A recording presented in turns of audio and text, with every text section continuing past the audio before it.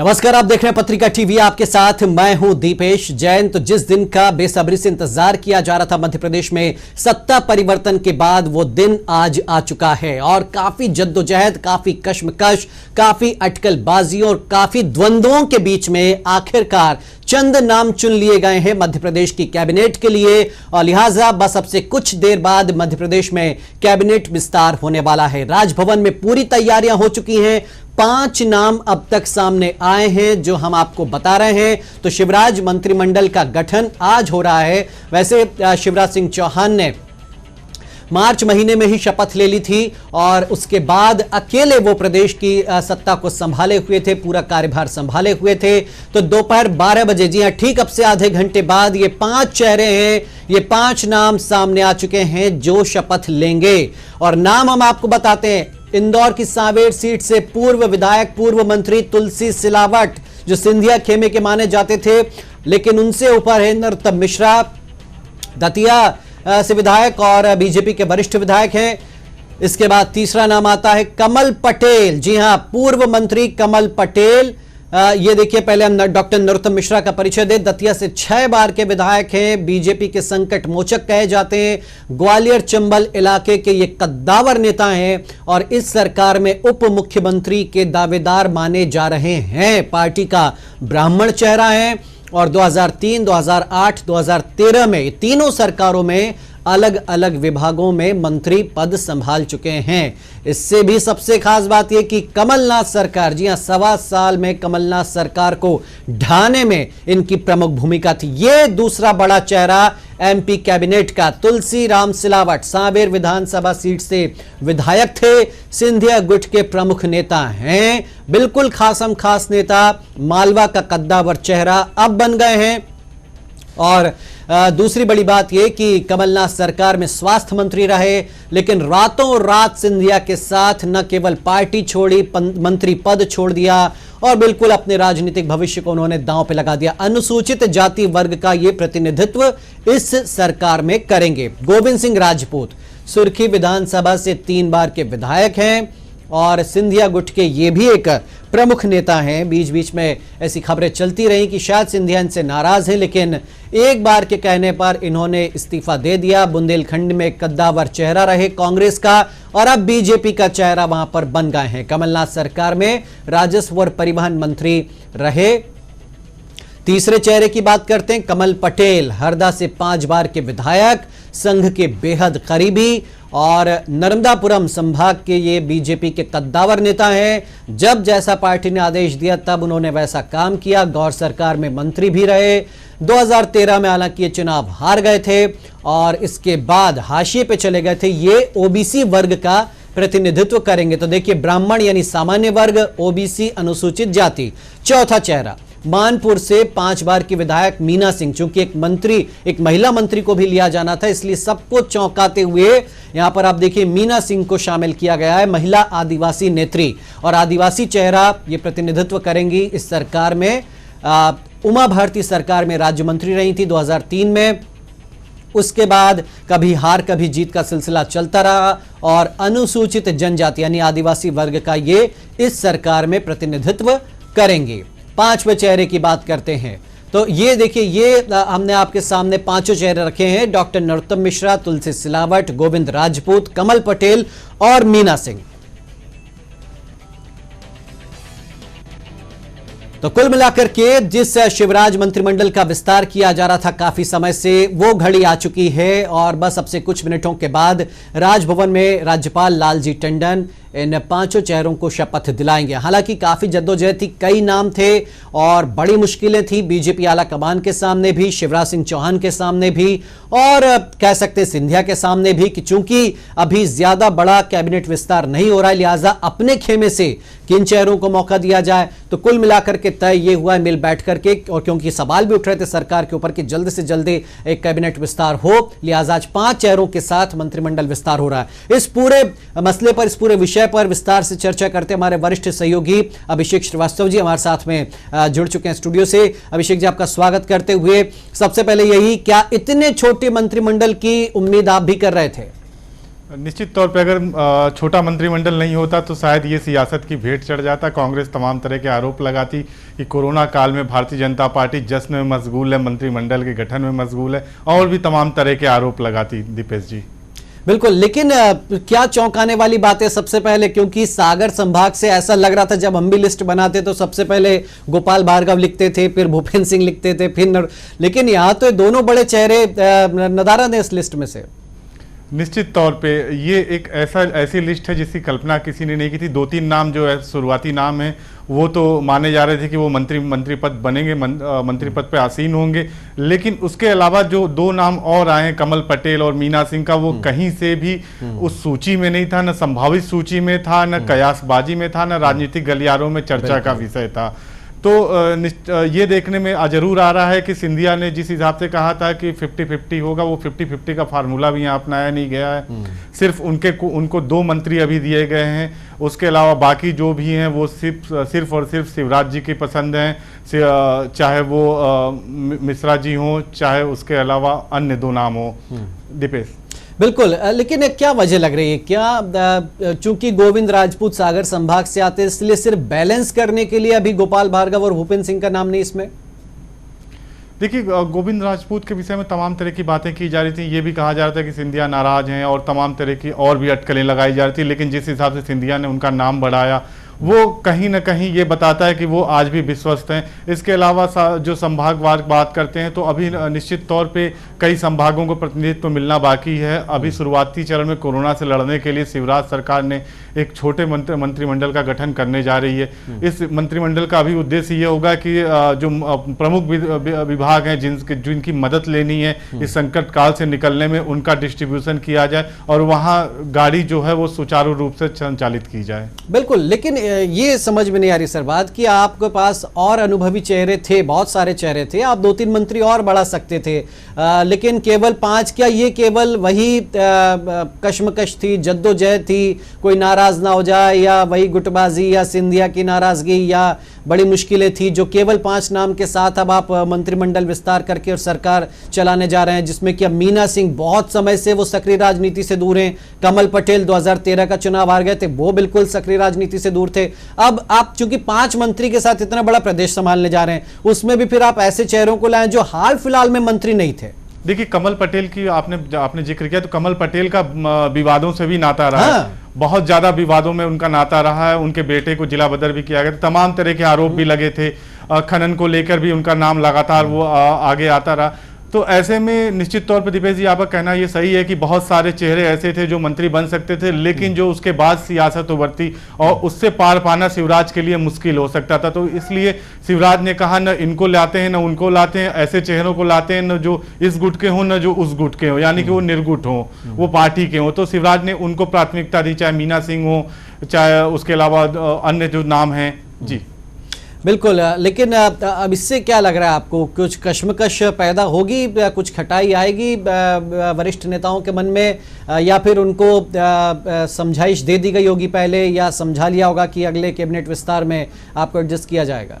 देखिए, अभी 1-2 महीने तो कोई खटास नहीं होने वाली। जो भी विवाद की आशंका है उसको दबा दिया गया है। चर्चा ये भी थी कि भारतीय जनता पार्टी के 10-12 विधायक जो हैं वो नाराज भी चल रहे हैं पार्टी से। वो चाहते हैं कि अगर सिंधिया गुट को इतना ज़्यादा प्रश्रय दिया जाएगा, सिंधिया गुट को इतना वर्चस्व मिलेगा पार्टी के अंदर, तो उनका क्या होगा जो पहले से उस सिंधिया के खिलाफ संघर्ष करते रहे, या फिर वो पार्टी का उस मोर्चे पर साथ दिए जब सिंधिया अपने प्रबल रूप में थे। तो ऐसे में ये देखना होगा कि उन विधायकों का क्या रुख रहता है, क्योंकि बहुत सारे चेहरे ऐसे हैं जिन्होंने सिंधिया के विरोध में ही राजनीति की है और सिंधिया के विरोध में राजनीति करके ही आज भारतीय जनता पार्टी में वो एक बड़े चेहरे के रूप में उभरे हैं। तो निश्चित तौर पे ये देखना होगा कि ये गुट क्या करता है। और आप इतना आसान भी नहीं है, जो ये मंत्रिमंडल का गठन हुआ है तो इतना आसान भी नहीं है कि सभी इसे पचा सकें। इसको डाइजेस्ट करने के लिए नेताओं को काफ़ी समय लगेगा और पार्टी चाहती है कि वही समय जो है वो दिया जाए। जी बिल्कुल, देखिए कहा जाता है कि नदी जब समुद्र में मिलती है तो अपना अस्तित्व खो देती है और उस समुद्र में समाहित हो जाती है। लेकिन यहाँ पर सिंधिया ने अपने खेमे से 2 मंत्रियों को, हालांकि वो लगभग तय थे और शायद इसी शर्त पर ये सब कुछ हुआ, लेकिन सिंधिया अपने जो 5 में से भी अगर 2 मंत्री वो अपने बनवा ले रहे हैं अपने खेमे के, तो ये यानी कि सिंधिया अपना अलग अस्तित्व यहाँ पर बना के रखेंगे भी और उसको प्रदर्शित करते भी रहेंगे। देखिए, सिंधिया अपना वर्चस्व उस हिसाब से नहीं दिखा पाए भारतीय जनता पार्टी में जितना लग रहा था शुरुआत में कि सिंधिया के भारतीय जनता पार्टी में आने से बीजेपी के कई नेताओं का अस्तित्व समाप्त हो जाएगा। बिल्कुल वैसा होता नहीं दिख रहा है। सिंधिया को उतनी वेटेज नहीं मिल रही है जितनी वेटेज मिलनी चाहिए थी पार्टी के अंदर। निश्चित तौर पर सिंधिया इससे नाराज भी होंगे और जिस हिसाब से वो अमित शाह और अन्य नेताओं से मिले वो बताता है कि सिंधिया के अंदर थोड़ी सी कुछ न कुछ बेचैनी जरूर है कि वो उनकी बातें पूरी तरह सुनी नहीं जा रही हैं। दूसरी बात क्या है कि सिंधिया ने जब इस्तीफा कांग्रेस से दिलाया था तो उनके 6 विधायक जो थे, उनके समर्थक 6 विधायक उस समय मंत्री पद पर आसीन थे। ऐसे में ये भी देखना होगा कि उन 6 में से सिर्फ 2 को अभी तक मंत्री पद दिया जा रहा है। लेकिन सर यहाँ तो, देखिए ना, बीजेपी से भी तो केवल 3 ही चेहरे, यानी 5 में से अगर रेशियो हम देखें तो 60-40 का रेशियो है अभी भी। लेकिन सवाल यहाँ ये भी उठता है ना कि सिंधिया ने एक चुनी हुई सरकार को गिराया था। आप ये भी देखिए दीपेश जी, और ऐसे में सिंधिया का वजूद जो है वो बड़ा बन के उभरा था। बीजेपी के लिए वो संकट, बीजेपी के लिए वो संजीवनी बने थे और बीजेपी को दोबारा सत्ता में आने का उनके कारण मौका मिला। तो निश्चित तौर पे राजनीतिक गलियारों में ये चर्चा का विषय था कि सिंधिया को वेटेज मिलेगा भारतीय जनता पार्टी के अंदर और वो जिसका भी नाम सजेस्ट करते हैं उस विधायक को मंत्री पद से आसीन किया जाएगा। लेकिन जो वर्तमान में स्थितियां हैं, 5 में अगर सिर्फ 2 चेहरे दिख रहे हैं तो ये संतोषजनक नहीं है। चलिए, हम आपसे और चर्चा करेंगे सर कि उप मुख्यमंत्री पद का क्या हुआ, क्योंकि ऐसा कहा जा रहा था कि नरोत्तम मिश्रा और तुलसी सिलावट दोनों को शायद डिप्टी सीएम बनाया जा सकता है। उस पर हम आएंगे आपसे चर्चा करने, लेकिन नरोत्तम मिश्रा का जिक्र आया, सुन लेते हैं शपथ ग्रहण से पहले उन्होंने क्या कुछ कहा है मीडिया से चर्चा में। अगर उस सरकार ने ध्यान दिया होता, 22 तारीख के पहले का अगर आप रिकॉर्ड देखेंगे, जो इंटेलिजेंस फेल हुई और जमात के लोग आए, क्योंकि वो लोग अंदर रहते हैं तो अंदर घनी बस्तियों में वो फैलता चला गया। जब तक ध्यान में आता, जब तक इंदौर हाथ से निकल गया। नहीं, पहले से ही माननीय मुख्यमंत्री जी 24 घंटे में से 20 घंटे मेहनत कर, बेकाबू जैसी बात नहीं है। हम लोग सहयोग के लिए आए और मेरे को विश्वास है कि मुख्यमंत्री जी इस तरह के काम कर रहे हैं, उसी कार्य में जो सहयोग हो सकता है हम सब करेंगे और कोरोना पे विजय हासिल करेंगे। आज प्राथमिकता वही है जो माननीय प्रधानमंत्री जी की प्राथमिकता है, जो माननीय मुख्यमंत्री शिवराज सिंह जी की प्राथमिकता है। एक कोरोना जैसी महामारी को हराना है, प्राणों से प्यारी अपनी जनता को बचाना है। अभी तक माननीय मुख्यमंत्री जी टीम मोदी में काम कर रहे हैं। अब हम टीम शिवराज में मिलकर दोनों टीम मोदी के लिए काम करेंगे। प्राथमिकता वही होगी। तो प्राथमिकता वही है जो प्रधानमंत्री की है, जो मुख्यमंत्री की है। उन्होंने कहा कि 24 में से 20 घंटे मुख्यमंत्री अकेले काम कर रहे थे, हम लोग केवल अब सहयोग के लिए आए हैं। इस पहले कैबिनेट विस्तार से अभिषेक जी क्या लग रहा है आपको, किसका कद कितना बढ़ गया है? एक नरोत्तम मिश्रा, दूसरे तुलसी सिलावट, और डिप्टी सीएम की भी हम चर्चा कर रहे थे। क्या अभी ऐसा कोई कदम उठाएंगे शिवराज? देखिए, निश्चित तौर पर डिप्टी सीएम जो अभी तक राजनीतिक गलियारों में चर्चा है उसके अनुसार से 2 डिप्टी सीएम मध्य प्रदेश से बनते दिख रहे हैं। और जो दोनों नाम आपने लिया, तुलसी सिलावट और नरोत्तम मिश्रा, तो ये दोनों नाम ही प्राथमिकता में दिख रहे हैं कि ये दोनों बन सकते हैं। लेकिन जब दोनों में वेटेज की बात आएगी तो निश्चित तौर पर शिवराज जो है वो नरोत्तम मिश्रा को पसंद करते दिखेंगे। और कारण भी सभी को पता है कि नरोत्तम मिश्रा हमेशा शिवराज चौहान के संकट मोचक रहे हैं। वो हमेशा शिवराज सिंह के साथ मुसीबतों में खड़ा रहे हैं। जब भी पार्टी उन पर सख्त रुख अपनाती है या कुछ कार्रवाई की से सोचती है तो नरोत्तम मिश्रा जो है एक बड़ी लॉबी के साथ शिवराज के पीछे हमेशा खड़े नजर आते हैं। उसके अलावा चाहे वो 2013 के बाद जब लोकसभा चुनाव 2014 का, तो उसके बाद जब लगा था कि शिवराज सिंह चौहान से प्रधानमंत्री नरेंद्र मोदी नाराज हैं, तो उसके बाद भी नरोत्तम मिश्रा संकट मोचक के रूप में उनके साथ पीछे खड़े होते हुए दिखे थे। और दूसरी बात अगर तुलसी सिलावट की जाए तो शिवराज सिंह चौहान कभी भी तुलसी सिलावट पे पूर्ण रूप से विश्वास नहीं कर सकते। उनको स्पष्ट रूप से पता है कि तुलसी सिलावट सिंधिया के रबर स्टैंप हैं, तो सिंधिया जितना कहेंगे उतना ही तुलसी सिलावट करेंगे, जो सिंधिया जितनी चाल चलेंगे उतना ही कदम से तुलसी सिलावट आगे बढ़ाएंगे। तो निश्चित तौर पे तुलसी सिलावट पे विश्वास करना शिवराज सिंह चौहान के लिए कठिन साबित होगा। जी बिल्कुल। तो देखिए कितनी मुश्किलें होती है नेताओं के सामने भी कि आपने सरकार भी बना ली, बड़े नेताओं को भी तोड़ लाया, सब कुछ कर लिया, लेकिन उसके बाद जब मंत्रिमंडल विस्तार की बारी आती तो कितना कदम फूंक फूंक के रखना पड़ता है और एक एक नाम पर बड़ा सोचना पड़ता है। और केवल कहें कि हर एक वर्ग से एक एक प्रतिनिधित्व के तौर पर केवल आज का ये कैबिनेट विस्तार है, एक ओबीसी से, एक एसटी से, एक एससी से और दो कह सकते हैं कि सामान्य से एक ब्राह्मण चेहरा है और एक ठाकुर चेहरा है। तो पांचों वर्गों को यहां पर साधने की कोशिश की गई है शिवराज सिंह चौहान की ओर से। लेकिन सर क्या यहीं से मुश्किलें समझ में आ रही हैं कि सरकार चलाना इतना आसान नहीं होगा? देखिए, सरकार चलाना आसान होगा कि नहीं होगा ये भविष्य बता पाएगा। और सबसे बड़ी बात है कि उपचुनाव जब आगामी भविष्य में जब वो उपचुनाव होंगे उसके बाद जो परिणाम आएगा उस पर बहुत कुछ निर्भर करेगा। दूसरी बात ये भी देखने के लिए मिलेगी कि कितने सिंधिया समर्थकों को टिकट मिलता है और किनके टिकट कटते हैं, उसके बाद भी सरकार का भविष्य निर्भर करेगा।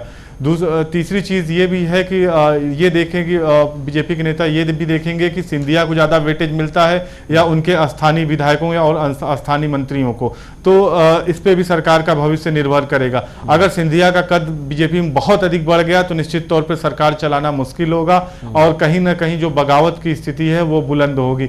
तो ये देखना होगा कि शिवराज कैसे समीकरण साधते हैं और इसी समीकरण को साधने के लिए शिवराज ने जो 5 चेहरे चुने हैं वो बेहद अपने आप में सिंधिया को भी खुश करने वाला है, खुद शिवराज के भी खुश होने वाला है। और जो बगावती चेहरे हैं, जो बगावत कर सकते हैं, जो बड़े चेहरे हैं भारतीय जनता पार्टी, उनको भी शांत करने वाला है कि किसी और बड़े चेहरे को मंत्री न बनाकर बिल्कुल नए लोगों को तरजीह दी गई। जी बिल्कुल। हालांकि अब क्या कहा जाए, ये सर आपको क्या लग रहा है उपचुनाव तक के लिए यही एक 5 मंत्री काम करेंगे या फिर थोड़े समय बाद और कोई विस्तार हो सकता है छोटा मोटा, या फिर उपचुनाव होंगे उसके ही अब अगला कैबिनेट विस्तार होगा? देखिए, अभी भी भारतीय जनता पार्टी के पास कोरोना के रूप में एक बड़ा ब्रह्मास्त्र है और पार्टी जब भी मंत्रिमंडल विस्तार पे कोई नेता चर्चा करना चाहेगा, बीजेपी से स्पष्ट रूप से कहेगी या शिवराज स्पष्ट रूप से कहेंगे कि अभी जो है वो कोरोना काल चल रहा है या कोरोना का संक्रमण जो है वो पूरी तरह दूर नहीं हुआ। तो ऐसे में बार बार मंत्रिमंडल विस्तार करना पार्टी के निगेटिव छवि बनेगी।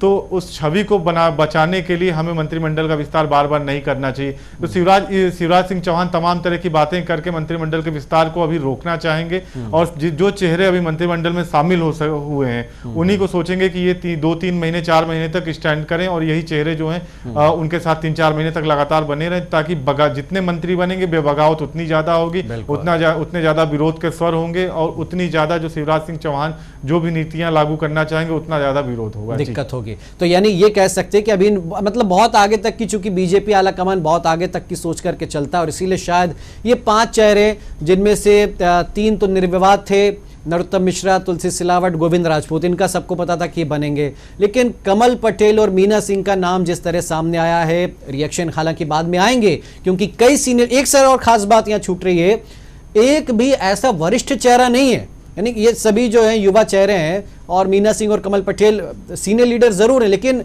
उस दर्जे के, यानी जो उम्र दराज हम कहते हैं कि उस लेवल के नेता नहीं है। केदारनाथ शुक्ल का नाम चल रहा था, बिसाहू लाल का नाम चल रहा था या गोपाल भार्गव खुद थे, तो उस लेवल के सीनियर लीडर नहीं लिए शिवराज जी ने। इसकी कोई वजह आप देख रहे हैं? देखिए, सबसे बड़ी बात यह है कि जिन नेताओं का आप नाम ले रहे, चाहे बिसाहू लाल सिंह हो, चाहे जो अन्य जो हैं सिंधिया समर्थक, वो सभी इस्तीफा दे चुके हैं। तो उनका शिवराज सिंह सरकार के ऊपर उनके विरोध करने का बहुत ज्यादा असर पड़ना है नहीं।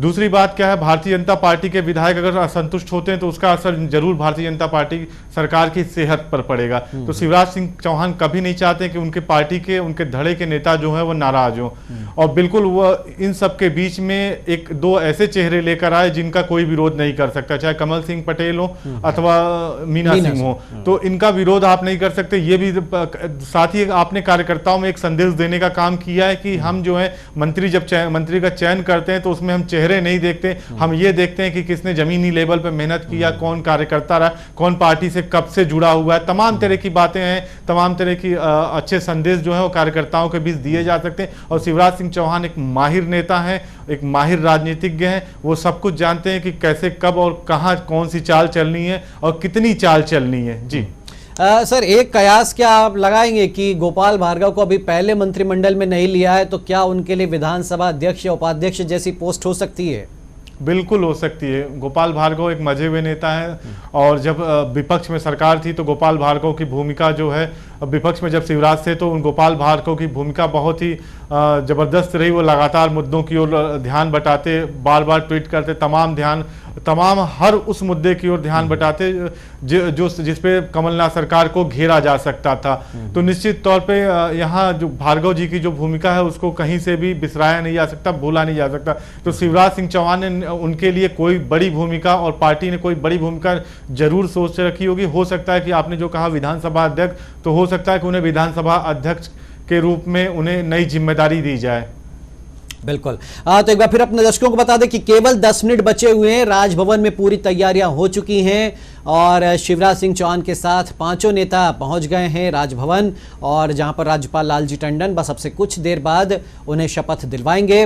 और 5 नामों की लिस्ट है। कोई सरप्राइज हो जाए इन वक्त पर तो कहा नहीं जा सकता, क्योंकि कई बार ऐसे मौके आए हैं, और हमने पिछले जब शिवराज सरकार थी तब देखा था कि जयभान सिंह पवैया को राज्य मंत्री बनाया जा रहा था और वो अचानक से वहीं राजभवन में नाराज हो गए, और फिर आनन फानन में उनको कैबिनेट मंत्री के तौर पर शपथ दिलाई गई थी। तो खैर ऐसी कोई चीज, अभी हालात तो ऐसे नजर नहीं आ रहे हैं।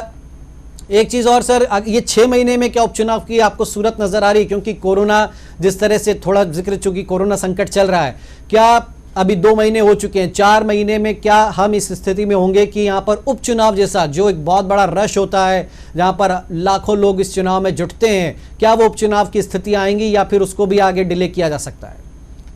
ये टोटल कोरोना के रिजल्ट पे डिपेंड करेगा, कोरोना अभी कितने समय तक रहता है, और सबसे बड़ी चीज़ ये है, ये भी देखना होगा कोरोना किस स्टेज में रहता है। अगर जब जिस स्थिति वर्तमान में, जिस हिसाब से वर्तमान में फैल रहा है, अगर यही स्थिति बरकरार रहती है तो उस समय चुनाव को टाला जा सकता है, और 9 महीने और 1 साल तक चुनाव जा सकता है। लेकिन जब हम बात करते हैं कि कोरोना कम होता है और कई सारे प्रदेश के जिले जो हैं वो मुक्त हो जाते हैं, और ख़ास तौर पे वो इलाका जिन इलाकों में चुनाव होने वाला है, तो ऐसी स्थिति में निर्वाचन आयोग जो है वो एक निर्णय ले सकता है और उपचुनाव में जा सकता है। और अगर आने वाले 4 में से 6 महीनों में चुनाव होता है तो ये देखना अहम होगा कि उसमें क्या स्थितियां बनती हैं। जी बिल्कुल, क्योंकि तुलसी सिलावट और गोविंद राजपूत आज अगर मंत्री बन रहे हैं तो उन्हें 6 महीने के भीतर चुनाव जीतना होगा। और अगर हम आज से आकलन करें, यानी अप्रैल से, तो मई, जून, जुलाई, अगस्त, सितंबर, अक्टूबर, यानी ये 6 महीने इनके पास रहेंगे चुनाव जीतने के लिए। लेकिन साथ ही साथ 1.5 महीना करीब गुजर चुका है जब सीट रिक्त हुई थी, तो ये बड़ी कश्मकश वाली स्थितियां रहेंगी। लेकिन राज्यसभा चुनाव भी जिस तरह से टल गया है, और अब देखना है कि कोरोना के चलते और निकाय चुनाव नहीं हो पा रहे प्रदेश में, प्रशासक वहां पर अधिकारी बने हुए, तो बहुत विषम विकट परिस्थितियां हैं। इन 5 चेहरों की अगर हम सर एक बार फिर बात करें तो अलग अलग संभागों से ये आते हैं, अलग अलग क्षेत्रों का प्रतिनिधित्व करते हैं, अलग अलग वर्गों का प्रतिनिधित्व करते हैं। यानी ये 5 चेहरों के अलावा और कोई ऑप्शन नहीं था, यानी और ज्यादा कोई रिस्क लेने के मूड में नहीं थे शिवराज सिंह? ऑप्शन बहुत सारे थे, ऑप्शन कभी कम नहीं होते हैं दीपेश जी। सवाल यहाँ ये है कि शिवराज सिंह चौहान ने उन ऑप्शनों में किन के नाम चुने। तो वर्तमान में हमारे सामने वो 5 चेहरे आ चुके हैं जिनको शिवराज सिंह ने अपने सहयोगियों के रूप में चुना है, जिनको ये समझ के चुना है कि कोरोना काल में ये ज़्यादा मदद करेंगे। हालांकि इसमें जो कुछ लोगों की नाराजगी जो सांवेर के विधायक हैं उनके प्रति भी है। तुलसी सिलावट जिस समय कोरोना प्रदेश में फैलने लगा था, उस समय तुलसी सिलावट जो है वो सिंधिया जी के कहने पे अंडरग्राउंड भी हो गए थे। तो ऐसे में कुछ नाराजगी उनको जरूर झेलनी पड़ेगी फील्ड में जाने पे। बावजूद इसके उम्मीद ये की जा रही है कि अगर शिवराज सिंह चौहान ने उन्हें चुना है तो निश्चित तौर पर वो लोगों के लिए अच्छा काम करेंगे। जो इंदौर जो आज कोरोना जोन बना हुआ है उसको दूर करने का काम करेंगे, वहाँ पे जो महामारी फैली है लोगों में जागरूकता लाने का काम करेंगे। दीपेश जी, एक सर और बड़ी कश्मकश सी लग रही है, क्योंकि विभाग बहुत सारे हैं। अब ये 5 मंत्रियों में क्या किस तरीके से विभागों का डिस्ट्रीब्यूशन होगा, या फिर ऐसा हो सकता है कि जो 5 चेहरे उनको 1-1, 2-2 अहम विभाग दे दिए जाएं और बाकी सारे विभाग शिवराज सिंह अपने पास रखें? प्रारंभिक स्थिति में ऐसा ही होता दिख रहा है। जो विभाग नियमित गतिमान है, यानी कि जिनकी जरूरत प्रतिदिन पड़ेगी कोरोना काल में, चाहे वो आपका स्वास्थ्य महकमा हो, वित्त महकमा हो, परिवहन महकमा हो, तमाम ऐसे ये 3 महकमे जो हैं वो प्रमुख महकमे हैं और इनकी जरूरत पड़ेगी। तो ऐसे में शिवराज सिंह चौहान जो है वो स्वास्थ्य किसी को संभवतः नरोत्तम मिश्रा को स्वास्थ्य महकमा देंगे। उसके अलावा परिवहन तुलसी सिलावट को दे सकते हैं, और वित्त मंत्रालय पे उनको निर्णय लेना होगा कि वो अपने पास रखते हैं या फिर किसी और साथी को देते हैं। बिल्कुल, तो देखिए ये भी एक अब आगे किस तरह से मंत्रिमंडल का विस्तार तो हो रहा है, लेकिन विभागों का बंटवारा किस तरह से होगा इस पर सबकी नजरें हैं। और ये देखिए बस अब 5 मिनट लगभग रह चुके हैं जब राजभवन से सीधी तस्वीर हम आपको दिखाएंगे, और आज बड़े कहें कि सुरक्षा इंतजामों के बीच में यहाँ पर शपथ ग्रहण होने वाला है, और मीडिया को भी वहाँ पर अलाउ बिल्कुल नहीं किया गया है, लेकिन फिर भी हम आपको तस्वीरें दिखाएंगे। और वहाँ पर बहुत एक सादा सिंपल समारोह यहाँ पर आज होने वाला है।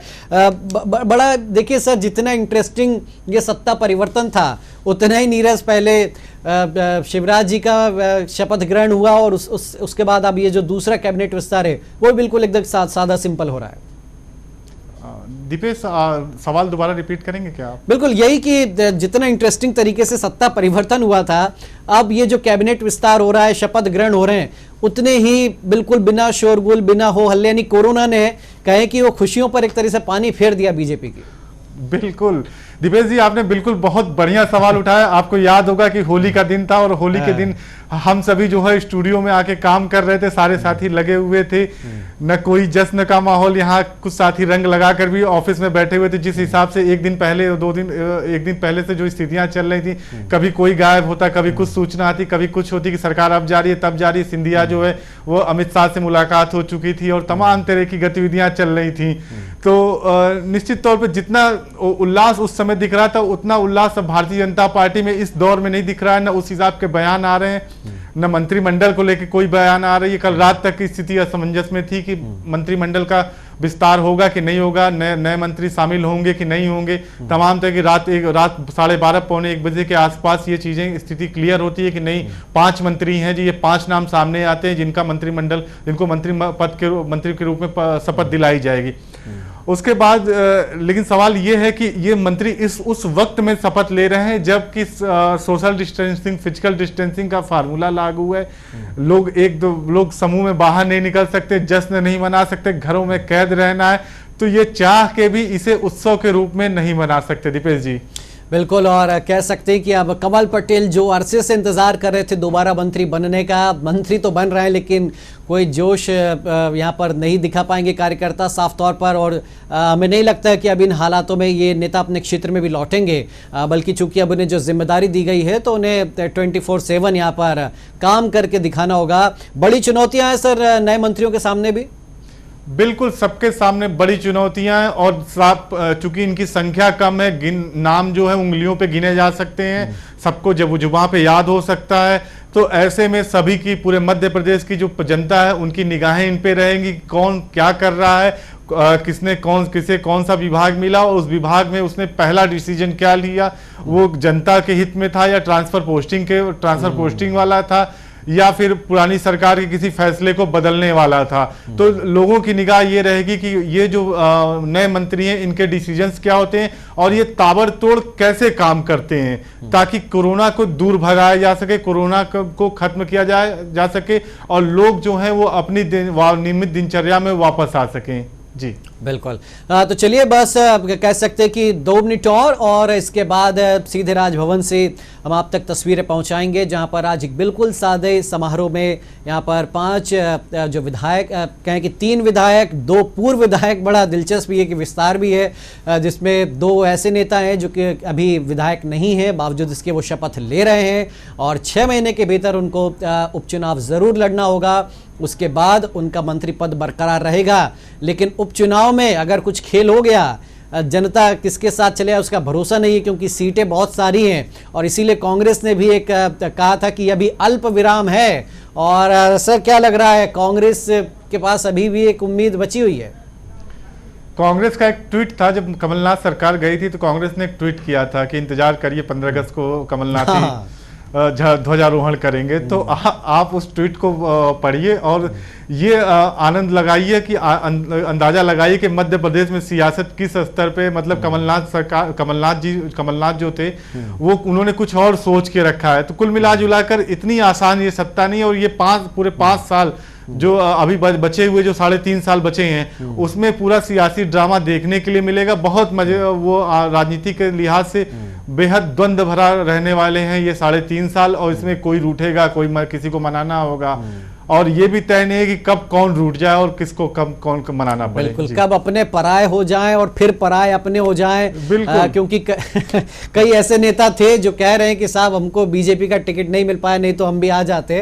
तो वो मन महसूस के रह गए। लेकिन ठीक है, अब देखना यही है कि जो 5 मंत्रियों के साथ, अपने 5 खिलाड़ियों के साथ सीधी तस्वीरें चले हम आपको दिखा रहे हैं। देखिए, राजभवन से मंत्री परिषद शपथ ग्रहण समारोह, राजभवन मध्य प्रदेश, 21 अप्रैल 2020। ये वही स्पॉट है, वही जगह जहां पर बतौर मुख्यमंत्री शिवराज सिंह चौहान ने शपथ ली थी।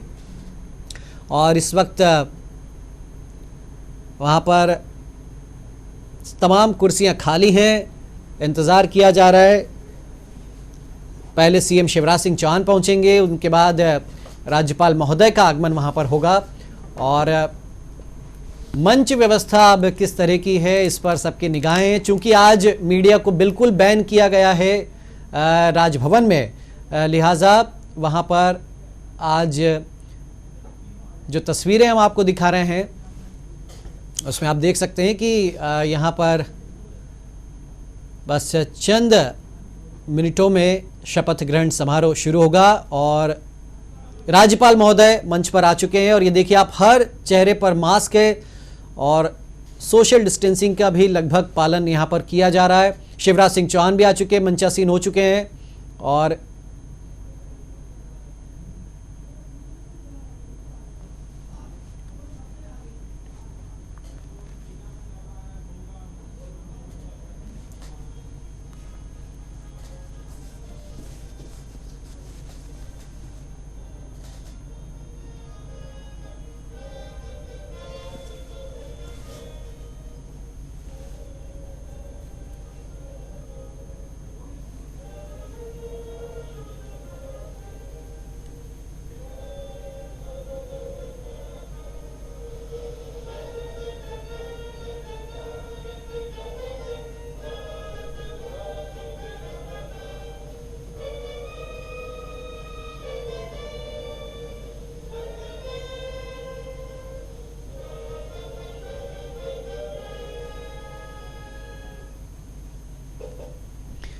तो राष्ट्रगान हुआ और इसके बाद अब अपने सीट पर बैठ चुके हैं राज्यपाल महोदय। सीएम शिवराज सिंह चौहान ठीक उनके पास में, और उन चेहरों का बेसब्री से इंतजार किया जा रहा है जो अब सामने होंगे। और एक एक करके यहां पर ये जो 5 विधायक हैं शपथ लेंगे।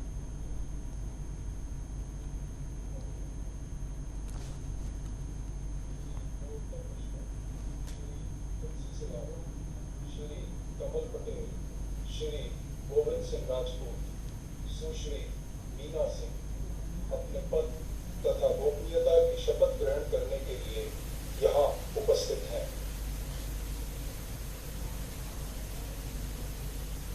महोदय, कृपया अब आप नियुक्त मंत्री श्री नरोत्तम मिश्रा को पद की शपथ ग्रहण कराएं।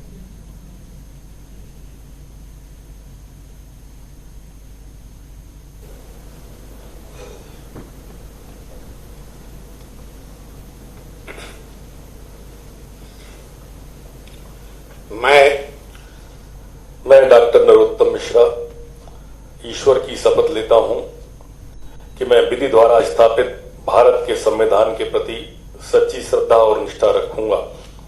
मैं भारत की प्रभुता और अखंडता अक्षुण्ण रखूंगा।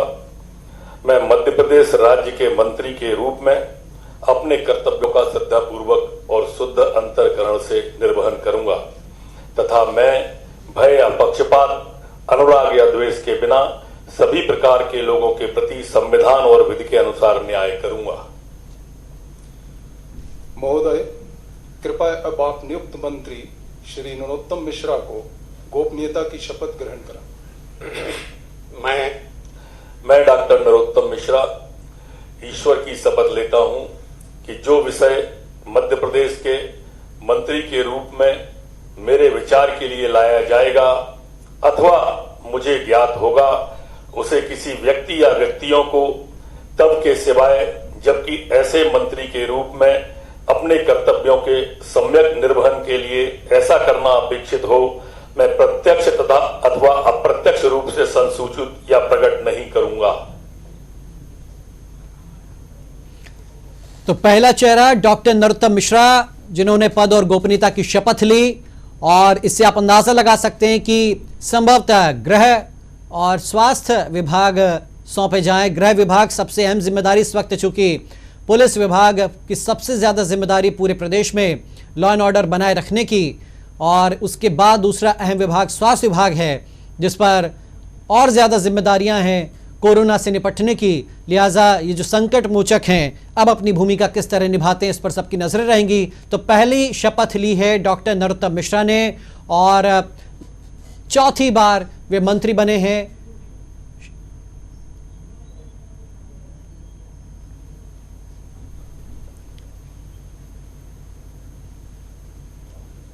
दूसरा नाम अब तुलसी सिलावट का।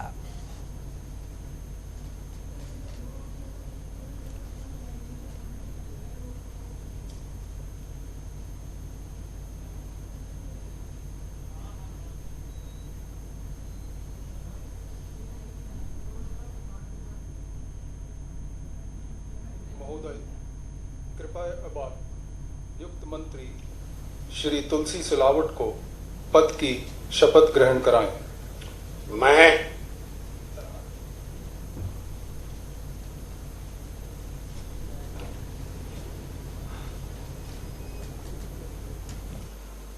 मैं तुलसी सिलावट ईश्वर की शपथ लेता हूं कि मैं विधि द्वारा स्थापित भारत के संविधान के प्रति सच्ची श्रद्धा और निष्ठा रखूंगा। मैं भारत की प्रभुता और अखंडता अक्षुण्ण रखूंगा। मैं मध्य प्रदेश राज्य के मंत्री के रूप में अपने कर्तव्यों का श्रद्धापूर्वक शुद्ध अंतःकरण से निर्वहन करूंगा तथा मैं भय या पक्षपात, अनुराग या द्वेष के बिना सभी प्रकार के लोगों के प्रति संविधान और विधि के अनुसार न्याय करूंगा। महोदय, कृपया अब आप नियुक्त मंत्री श्री तुलसी सिलावट को गोपनीयता की शपथ ग्रहण कराएं।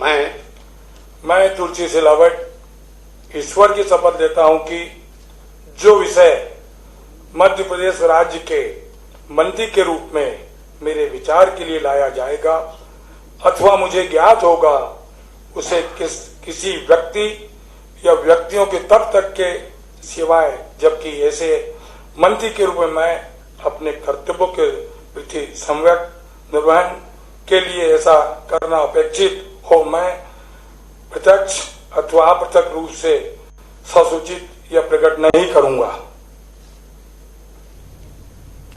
तो दूसरे मंत्री के तौर पर तुलसी सिलावट ने यहां पर शपथ ली है। हमारे साथ हमारे वरिष्ठ सहयोगी अभिषेक जी जुड़े हुए हैं। अभिषेक जी, 2 शपथ हो चुकी हैं, कोई रिएक्शन आपका? निश्चित तौर पे यहाँ दीपेश जी आपने ध्यान दिया होगा कि सबसे पहले नरोत्तम मिश्रा शपथ लेते हैं, उसके बाद तुलसी सिलावट शपथ लेते हैं। तो मंत्रिमंडल में जो कद होता है, ये शपथ के क्रम में भी देखा जाता है कि सबसे पहले शपथ कौन लेता है। तो शिवराज सिंह चौहान के बाद अगर किसी दूसरे व्यक्ति का नाम लिया जाएगा जो सबसे बड़ा मंत्री माना जाएगा, जिसका कद सरकार में सबसे बड़ा होगा, तो निश्चित तौर पर अब नरोत्तम मिश्रा होंगे। तीसरे नंबर पर जो कद आएगा वो तुलसी सिलावट का माना जाएगा। बिल्कुल, इसके बाद अब उम्मीद की जा रही है कि कमल पटेल या गोविंद राजपूत इनमें से, लेकिन अगर हम संघ की करीबी देखें और सीनियर के लेवल पर हम देखें वरिष्ठता के क्रम में, तो यहाँ पर कमल पटेल। लेकिन सुनते हैं वहां पर क्या चल रहा है।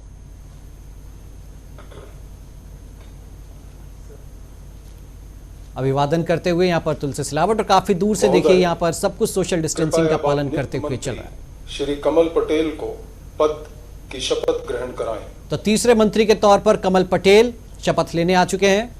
मैं कमल पटेल ईश्वर की शपथ लेता हूं कि मैं विधि द्वारा स्थापित भारत के संविधान के प्रति सच्ची श्रद्धा और निष्ठा रखूंगा। मैं भारत की प्रभुता और अखंडता अक्षुण्ण रखूंगा। मैं मध्य प्रदेश राज्य के मंत्री के रूप में अपने कर्तव्यों का श्रद्धापूर्वक और शुद्ध अंतःकरण से निर्वहन करूंगा तथा मैं भय या पक्षपात, अनुराग या द्वेष के बिना सभी प्रकार के लोगों के प्रति संविधान और विधि के अनुसार न्याय करूंगा। महोदय, कृपया अब आप नियुक्त मंत्री श्री कमल पटेल को गोपनीयता की शपथ ग्रहण कराएं। मैं कमल पटेल ईश्वर की शपथ लेता हूं कि जो विषय मध्य प्रदेश राज्य के मंत्री के रूप में मेरे विचार के लिए लाया जाएगा अथवा मुझे ज्ञात होगा, उसे किसी व्यक्ति या व्यक्तियों को तब के सिवाय जबकि ऐसे मंत्री के रूप में मैं अपने कर्तव्यों के सम्यक निर्वहन के लिए ऐसा करना अपेक्षित हो, मैं प्रत्यक्ष अथवा अप्रत्यक्ष रूप से संसूचित या प्रकट नहीं करूंगा। तो तीसरे मंत्री कमल पटेल। अभिषेक सर, आप देख रहे हैं कि बेसब्री सी काफी थी, कमल पटेल जी में काफी अरसे से वो सत्ता से दूर थे और आज जिस अंदाज में शपथ ली, आपका कमेंट? जो उत्सुकता थी वो देखने लायक थी कमल पटेल के अंदर, जिस हिसाब से उन्होंने बोला और बिल्कुल शुद्ध उच्चारण किया बहुत ही तेजी के साथ। तो आप देख सकते हैं कितने उत्सुक थे और कितने खुश हैं वो मंत्री बनने के बाद कमल पटेल। बिल्कुल। और ये लेकिन सर मैसेज क्या जा रहा है कमल पटेल को मंत्री बनाने का, या रिस्क लिया या संघ का प्रेशर था, क्या लगता है आपको? मुझे लग रहा है कुछ अच्छा ही निष्कर्ष निकलेगा। शिवराज सिंह चौहान ने अगर कोई निर्णय लिया है तो निश्चित तौर पे कमल पटेल के अंदर कुछ उन्होंने खूबियां देखी होंगी। अब वो खूबियां किस स्तर की हैं, कैसी खूबियां हैं, वो शिवराज सिंह चौहान ही जानते हैं। लेकिन इतना है कि वो मुझे लग रहा है कि कमल पटेल को जो भी विभाग मिलेगा वो उसका उतने अच्छे से निर्वहन करेंगे और जनहित में ही निर्वहन करेंगे। जी बिल्कुल। तो ये कह सकते हैं आप कमल पटेल का तीसरा नाम, और चौथा नाम जाहिर सी बात है गोविंद सिंह राजपूत आ चुके हैं। आइए उनके शपथ देखते हैं। मैं गोविंद सिंह राजपूत ईश्वर की शपथ लेता हूं कि मैं विधि द्वारा स्थापित भारत के संविधान के प्रति सच्ची श्रद्धा और निष्ठा रखूंगा। मैं भारत की प्रभुता और अखंडता अक्षुण्ण रखूंगा। मैं मध्य प्रदेश के मंत्री के रूप में अपने कर्तव्यों का श्रद्धापूर्वक शुद्ध अंतःकरण से निर्वहन करूंगा तथा मैं भय या पक्षपात, अनुराग या द्वेष के बिना सभी प्रकार के लोगों के प्रति संविधान और विधि के अनुसार न्याय करूंगा। महोदय, कृपया अब आप नियुक्त मंत्री श्री गोविंद सिंह राजपूत को गोपनीयता की शपथ ग्रहण कराएं। मैं गोविंद सिंह राजपूत ईश्वर की शपथ लेता हूं कि जो भी विषय मध्य प्रदेश राज्य के मंत्री के रूप में मेरे विचार के लिए लाया जाएगा अथवा मुझे ज्ञात होगा, उसे किसी व्यक्ति या व्यक्तियों को तब के सिवाय जबकि ऐसे मंत्री के रूप में अपने कर्तव्यों के सम्यक निर्वहन के लिए ऐसा करना अपेक्षित हो, मैं प्रत्यक्ष तथा अप्रत्यक्ष रूप से संसूचित या प्रकट नहीं करूंगा। तो गोविंद सिंह राजपूत, जिन्होंने दो बड़े कहें कि जो संभावित दावेदार थे उनको पीछे करते हुए यहां पर अपनी जगह बनाई। अभिषेक जी, क्या सागर संभाग में आप कोई उलटफेर देखेंगे आने वाले समय में? लग तो रहा है कि कुछ न कुछ उलटफेर होने जा रहा है और जो प्रदेश की राजनीति है वो नई दशा और दिशा लिखने जा रही है। तो निश्चित तौर पे शिवराज सिंह चौहान ने जिन 5 चेहरों का चयन किया उसमें 2 सिंधिया खेमे के 2 चेहरे हैं, बाकी 3 उनके खुद के खेमे के चेहरे हैं। तमाम उन बड़े चेहरों को जो है वो साइड लाइन कर दिया गया, जो कल तक ये तमाम तरह के दावा कर रहे थे कि वो मंत्री पद के प्रबल दावेदार मंत्री बनेंगे, शिवराज सरकार में उन्हें अहम जिम्मेदारियां मिलेंगी। लेकिन इन सब से विपरीत जो 2 नए चेहरे आए, हालांकि मीना सिंह ने शपथ नहीं लिए, तो आप ये देख सकते हैं कि ये बताने के लिए है कि आने वाले समय में सागर संभाग में बड़ा उलटफेर हो सकता है। और इसी के साथ अब मीना सिंह आ रही हैं। ये भी बहुत लंबे अरसे बाद, देखिए कहते हैं कि जब सत्ता सुख लिखा आपकी किस्मत में, तो इतने समय बाद भी आपको इस तरीके से सत्ता मिल सकती है और मंत्री पद की शपथ लेते हुए। मीना सिंह ईश्वर की शपथ लेती हूँ कि मैं विधि द्वारा स्थापित भारत के संविधान के प्रति सच्ची श्रद्धा और निष्ठा रखूंगी। मैं भारत की प्रभुता और अखंडता अक्षुण्ण रखूंगी। मैं मध्य प्रदेश राज्य के मंत्री के रूप में अपने कर्तव्यों का श्रद्धापूर्वक और शुद्ध अंतःकरण से निर्वहन करूंगी तथा मैं भय या पक्षपात, अनुराग या द्वेष के बिना सभी प्रकार के लोगों के प्रति संविधान और विधि के अनुसार न्याय करूंगी। महोदय, कृपया अब आप नियुक्त मंत्री सुश्री मीना सिंह को गोपनीयता की शपथ ग्रहण कराएं। मैं मीना सिंह ईश्वर की शपथ लेती हूँ कि जो विषय मध्य प्रदेश राज्य के मंत्री के रूप में मेरे विचार के लिए लाया जाएगा अथवा मुझे ज्ञात होगा, उसे किसी व्यक्ति या व्यक्तियों को तब के सिवाय जबकि ऐसे मंत्री के रूप में अपने कर्तव्यों के सम्यक निर्वहन के लिए ऐसा करना अपेक्षित हो, मैं प्रत्यक्ष अथवा अप्रत्यक्ष रूप से संसूचित या प्रकट नहीं करूंगी। तो मीना सिंह बहुत अरसे बाद अब एक बार फिर मध्य प्रदेश की सत्ता पर काबिज, पहले राज्य मंत्री थी, अब कैबिनेट मंत्री के तौर पर इन्होंने शपथ ली है। और सर क्या लग रहा है, नई महिला बाल विकास मंत्री? संभवतः उम्मीदें की जा सकती है कि मीना सिंह को बाल विकास महकमा ही दिया जाए, महिला एवं बाल विकास। तो अब ये देखना होगा कि मीना सिंह का अगला जो कार्यकाल होता है, इसके पहले उमा भारती के सरकार में ये मंत्री रही हैं, राज्य मंत्री रही हैं। तो अब ये देखना होगा शिवराज सरकार में ये इनका कार्यकाल कैसा होता है, इन्हें कौन सा विभाग मिलता है। और आपने अंदेशा व्यक्त भी कर दिया, संभावना जताई है कि महिला बाल विकास, तो हो सकता है इन्हें महिला बाल विकास से विभाग ही मिले। सर शिवराज जी की बॉडी लैंग्वेज क्या कर, कुछ जब मंत्री ले रहे थे शपथ, हल्की सी मुस्कुराहट थी उनके चेहरे पर, एक सुकून भी था, लेकिन और क्या आप कहना चाहेंगे? शिवराज सिंह के चेहरे पे सबसे अधिक मुस्कुराहट तब थी जब कमल सिंह जो हैं वो शपथ ले रहे थे। आपने ध्यान दिया होगा तो देखेंगे बहुत ज्यादा खुश नजर आ रहे थे जब कमल सिंह मंत्री पद का शपथ ले रहे थे। मीना सिंह जब शपथ ले रही थी तो भी वो खुश थे। तुलसी सिलावट जब शपथ ले रहे थे तो हल्का सा उनके चेहरे पे कुछ तनाव के क्षण दिख रहे थे, लेकिन नरोत्तम मिश्रा जब शपथ ले रहे थे तो उस समय उनकी भावभंगिमा सबसे ज्यादा अनुकूल दिख रही थी। बिल्कुल, तो यहाँ पर अब राष्ट्रगान के साथ इस शपथ ग्रहण का समापन हो रहा है और मध्य प्रदेश को ये 5 अब वो सेनापति मिल चुके हैं जो प्रदेश के तमाम विभागों की जिम्मेदारी संभालेंगे। और इसके साथ हम कह सकते हैं कि जिस मंत्रिमंडल विस्तार का बेसब्री से इंतज़ार किया जा रहा था वो आज पूरा हो चुका है। बहुत कश्मकश थी, 8 दिन पहले भी लगभग ये तय हो चुका था कि शपथ ग्रहण होने वाला, लेकिन फिर वो टल गया। अभिषेक जी क्या लगता है उस समय भी शपथ ग्रहण को क्या इसी वजह से टाला कि ये वही खींचतान चल रही थी, या क्या लग रहा है आपको? एक तो खींचतान तो पहले से चल रही है कि कौन मंत्री बनेगा कौन नहीं बनेगा, शिवराज खेमे से ज़्यादा मंत्री रहेंगे कि सिंधिया खेमे से रहेंगे। सवाल ये भी था कि सिंधिया खेमे के 4-6 मंत्री पहले की सरकार में थे, उन सबको मंत्री बनाए जाने की मांग थी। उसके अलावा कुछ और चेहरे थे उनको भी मंत्री बनाए जाने की मांग थी।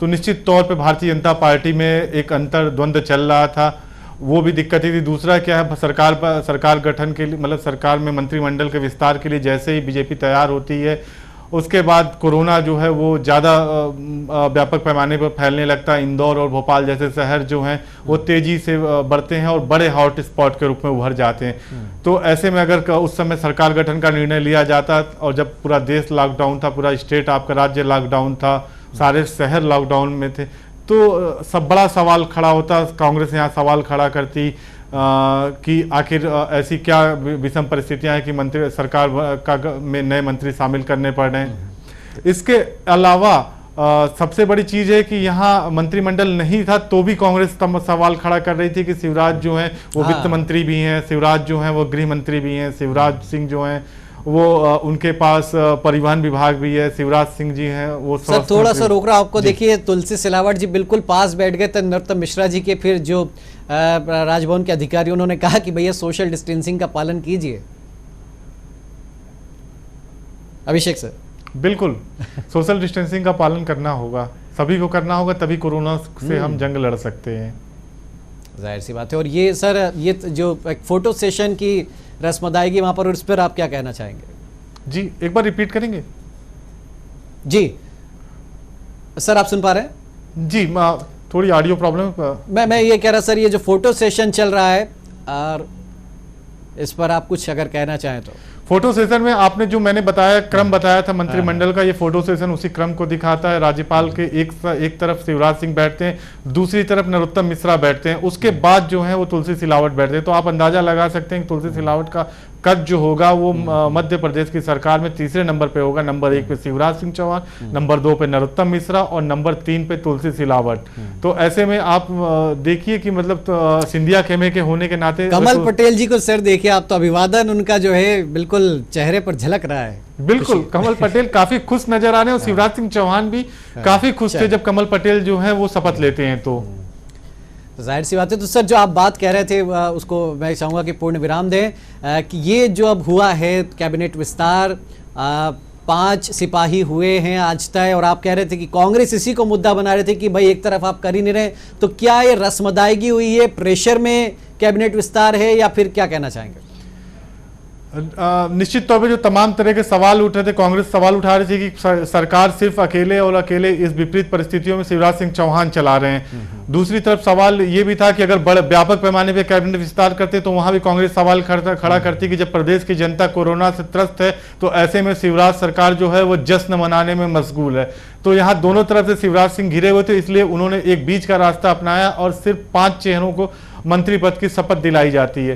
अब देखना यह होगा यहाँ दीपेश जी की निश्चित तौर पे कैबिनेट की एक बड़ी बैठक अभी होगी और कुछ समय पे आज मुझे लगता है कि आज ही करनी चाहिए और कुछ बड़े डिसीजन जरूर लिए जाएंगे। सर एक सवाल और, सिंधिया जी नहीं आए शपथ ग्रहण समारोह में। सिंधिया जी का आना मुमकिन भी नहीं था क्योंकि उन्हें दिखाना भी है कि सोशल डिस्टेंसिंग का फार्मूला का पालन किया जा रहा है और जब किसी को अलाउ नहीं किया गया है तो सिर्फ सिंधिया वहां आकर विवाद को नहीं खड़ा करना चाहेंगे। जी लेकिन उनका रिएक्शन का भी इंतजार रहेगा कि वो अब ये छोटे, क्योंकि एक वक्त खबर आई थी कि वो बड़ा मंत्रिमंडल चाहते थे जिसमें कम से कम उनके जो 6 मंत्री हैं वो तो हो ही जाए, उसके अलावा लेकिन बहुत सारे लोग, ऐदल सिंह कंसाना वो तो कह रहे थे कि मैंने साहब छोड़ी इसलिए, मतलब कोई विधायक इतना खुल करके कहे कि साहब हमने तो कांग्रेस से इस्तीफा इसलिए दिया कि हमको मंत्री बनना था। तो ये भी बड़े देखिए दिलचस्प बातें हुई हैं। राम भाई कहने लगे कि साहब हमको तो 5 मंत्री बड़े नेताओं ने कहा था कि मंत्री बनाने वाले हैं, तो उनकी उम्मीदों पर तो पानी फिरा ही है। लेकिन क्या उनके मन में अभी उम्मीदें बनी रहेंगी या उनको लग गया है कि इस बार बड़ा मुश्किल है? मुझे नहीं लगता, मुझे ये सिर्फ ये लगता है कि शिवराज सिंह चौहान की सरकार जो है वो पूर्ण बहुमत में है। दूसरी चीज क्या है कि वो अब किसी निर्दलीय और अन्य को विधायक मंत्री पद का शपथ दिलाने से रहे, चाहे वो रामबाई हो या फिर कोई और हो। दूसरी बात क्या है, कांग्रेस के जो जिन नेताओं ने पार्टी छोड़ी और जिन्होंने इस्तीफा दिया विधानसभा से, वो उनका दबाव किसी काम का नहीं है। जरूरी नहीं कि सभी को मंत्री बनाया जाए। शिवराज सिंह चौहान के ऊपर निर्भर करेगा कि वो किसको मंत्री बनाते हैं। जहां तक सिंधिया की बात है, सिंधिया ने 6 और प्लस 3 9 नाम दिए हुए हैं कि इनको मंत्री बनाया जाए, जिसमें से 2 ने शपथ ली है। 7 नाम अभी बचे हुए हैं। उन 7 नाम के विषय में शिवराज सिंह चौहान और बीजेपी क्या निर्णय लेती है भविष्य में पता चल जाएगा। बिल्कुल सर, अब चूंकि अब एक टीम भी हो गई शिवराज सिंह चौहान के पास में, और पहला जो अब है काम, प्राथमिकता जाहिर सी बात है कि कोरोना से निपटना है ही, लेकिन किसानों की समस्याओं को भी सुलझाना है। मजदूरों के लिए अब संबल योजना ला रही है सरकार, उन्होंने कहा फिर से इसको लागू कर दिया जाए। हालांकि उसी संबल योजना में बड़ी गड़बड़ियां भी कांग्रेस सरकार जब थी तब उसने उजागर की थी। ऐसे में अब क्या लग रहा है, क्या शुरुआती कदम हो सकते हैं या होने चाहिए?